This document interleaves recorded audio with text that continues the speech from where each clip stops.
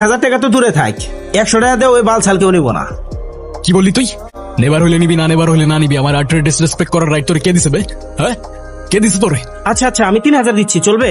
আবে 3000 কেন, 3 লাখ দিলেও তোর কাছে বেচবো না আমি। চল ভাগ সাল। Sorry sorry. এই আসো। জি স্যার। এটা প্রিকাশুর মাস্টার কপি না?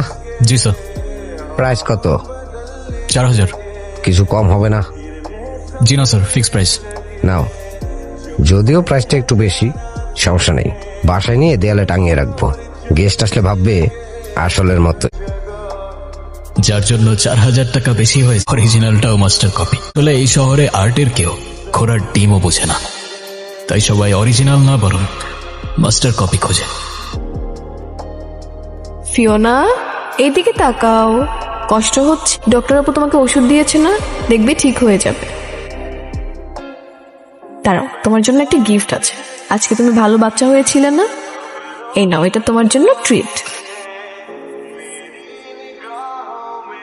এই যে, এটা সুন্দর লাগতেছে।